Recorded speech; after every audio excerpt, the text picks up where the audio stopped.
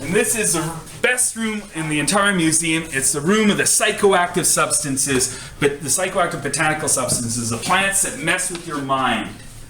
I'm gonna like this room. Yeah, if you come way over here, we'll talk about ancient cannabis first, and then we'll move around the room.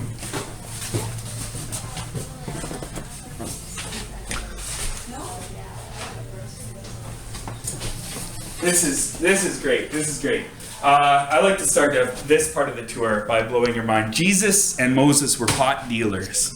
It says so in the Bible. If you look at the recipe for the holy anointing oil in Exodus 30:23, it calls for 9.5 pounds of canna balsam. Canna being cane, or balsam and bis being fragrant. Stinky stick, that's what cannabis means. And the anointing oil was where we get the word Christ and Messiah from, the anointed one. The anointed one was anointed with the anointing oil. And John the Baptist anointed Jesus Christ, and wisdom descended down upon his head like a dove. So he was tripping balls too. Oannes, or E, or Enki, was the god of the Sumerians, who John the Baptist, that was the religion he belonged to. And then Jesus went out and healed. Who did he heal? He healed the lepers, the blind, and the people possessed by demons, according to the Bible. Or people with pruritus, with the antibiotic elements of cannabis. People with glaucoma, with the intraocular pressure relieving elements of cannabis. And the people with epilepsy, who the antispasmodic elements of cannabis would have addressed nicely. But he says in Mark 6:13, he sent out his apostles to heal with oil. And the oil he was using was the anointing oil. One of the things you got in trouble for back then, you could get nailed for, because Moses said only prophets, priests, and kings can use this oil. Similar to the only doctors and pharmacists can deal this drug of today, except back then you had priests who didn't have doctors. So you come up with different excuses for medicine monopolies over time. Right. But Jesus was kind of like a renegade dealer. In Romans 14:2 it says, and some may eat all things, others who are sick eat herbs. Mm-hmm. And Romans 14:3 says, let those that eat herbs not despise those that don't, and let those that don't eat herbs not judge those that do. Mm-hmm. Oh, that's a good one. So I gotta write that one down. Yeah, 14:3. I will write that down later. You should not judge people that use cannabis. Use herbs. Yeah, there's another quote, I forget where, but I have it written down. Better to have a dinner of herbs than a fatted ox and hatred with it. Better to have a dinner of herbs where love is than a fattened ox and hatred with it. So, it's talking about that too. But yeah, there's a lot of clues in the Bible to say that, the riches of the earth are for all. That's kind of dealers and growers share the wealth. Everyone should be able to make money off these plants. These are all, of course, cannabis-based medicines. Anything with a cork in it is about 100 years old, give or take 30 years. These boxes had medical marijuana, not just a cannabis tincture, but actual buds in them. A lot of them are compounds, but you'll see some are just plain tinctures of cannabis. These Eli Lilly, for example, just pure cannabis and alcohol for sedation. And some of these bottles, like that one and that one, also mention melancholia. There's one that mentions epilepsy back there. And they gave cannabis tincture to President Lincoln's wife after he was shot. Yes, and Queen Victoria used for her menstrual cramps. There's a few bottles in there that mention that as well. Over here we have the more modern cannabis medicines. We've got Marinol, Dronabinol, Sesamet, Navalone, the synthetic medicines. You have Sativex. Who does make Sativex? Bayer. Thank you very much. The one worst corporation on earth has the monopoly on the marketing and distribution of the only pharmaceutical grade cannabis medicine available. I remember those things, those power hitters. Right, the power hitters back in the day. Original. Yeah. And then under Towley here we have the U.S. government's medical marijuana packaging, 300 joints worth of Mississippi swag. I have LV Musica's Right. This one's Irvin And this is- Rosenfeld's. This one is the Canadian government's packaging. Oh. This is the worst. Same packaging. Well, they have Similar. a tin, and we have this gold wrappings. Oh, but that's- ours is actually the only pot worse than the Mississippi swag that the U.S. government provides. Our medical marijuana is high in microbes, high in metals, low in THC, and then they irradiate it to deal with the microbes. It comes with its own return form. It's the only medicine on earth that comes with its own return form. And you don't get your money back if you open up the package to find out how terrible it is. This is from Health Canada. I've done that. Yeah. It's like swag. Yeah, it is so terrible. But I think the program was designed to meet the needs of control freaks and monopolists and not to meet the needs of the end user, or else they would have allowed dispensaries, which allow for the variety, the removal of isolation, and the different potent needs that is like some patients, in order to titrate your dose, you want to be able to just hit it once and then wait 2 minutes and see, what the effect is and say, okay, that's enough. And bubble hash or really strong cannabis does that. But, the tincture, for example, of Sativex, it takes 40 minutes to work, harder to titrate your dose. I personally got overdosed on one spray.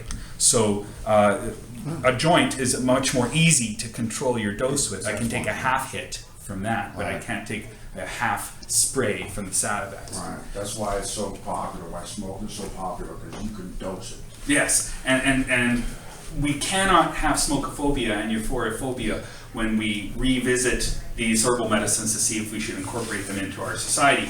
The smokophobia comes from tobacco, and like I said, it's radioactive chemical fertilizers responsible for the lung cancers.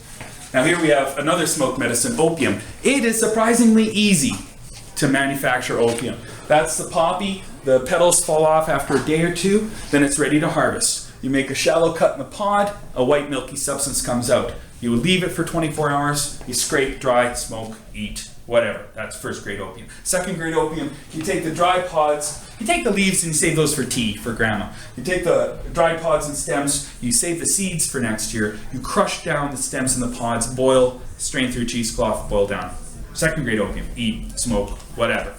And for pennies, an initial pennies investment, you can have a lifetime worth of pain killing of your own medicine. If you use opiates for longer than 3 weeks, you're going to experience withdrawal symptoms similar to tobacco, 75% relapse rates. But you won't die from tobacco or opiate withdrawals. You might die from alcohol withdrawal, but not these drugs. They still use, there's some of these bottles have child's doses for them, and they still use opiates for babies who are suffering horrible pain. They're just very careful of the dose because you can overdose in that time. Paregoric was real popular in the 50s in America. Right? Yeah, we've got paregoric bottles right here. We got the Dover's compounds. We got the morphine, the codeine, the heroin. We even have Eli Lilly heroin bottle there and a Bayer catalog advertising heroin. And we have one of the first Dr. You see the letter opener? That's a GlycoSmith heroin letter opener, just to remind you to buy heroin every time you open a letter. And then, of course, that exploded into freebies for doctors forever. But there's one of the first ones. Now, this is an interesting document. This is the need for the suppression of the opium traffic in Canada. This started the drug war in North America, this document right here, because for the first time in 1908, one drug was banned across the country. That was opium. It stemmed from a riot here in Vancouver in 1907, the anti-Asian riot, very famous riot. You can see here, you see the sign, it says Oriental Club. Well, that was an advertisement for an opium den. The reason it was in English was, well, to invite white society into the opium den. Otherwise, it would have been in Chinese, of course.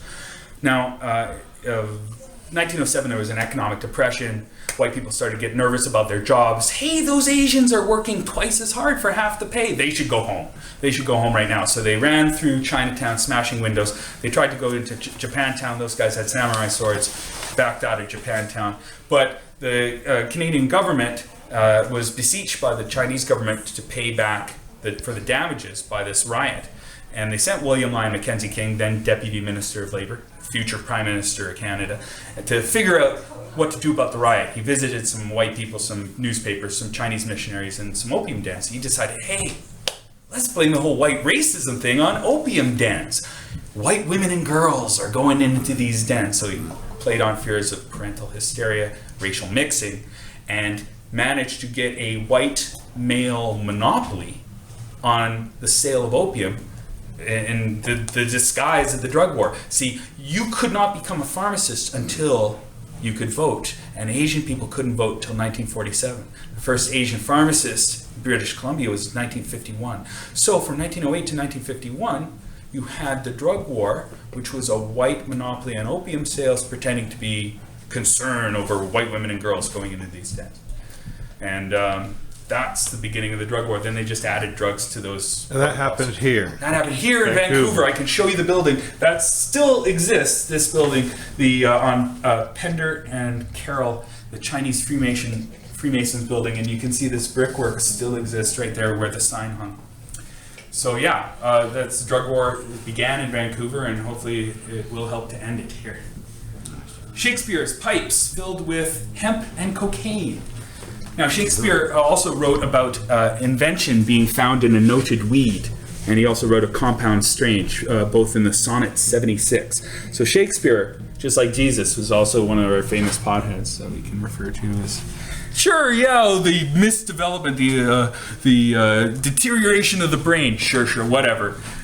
You can list all the creative people, you know. Think of the most famous teen potheads in the world were Bob Marley and Louis Armstrong. Also, two of the most famous musicians ever and globally of all time. If marijuana warped their brains as teens, maybe we need to warp the rest of our teens' brains in a similar fashion to have peace and love and happiness and joy. Maybe that's the effects that they're worried about. There's old pipe bowls from the Middle East for hashish smoking. These are two genuine opium pipes, and these are replicas. And you have some hippies pipes from the 70s down here. You've got some hookahs from the Middle East, water filter pipes. It turns out if you're smoking organic cannabis products, the main danger is the heat.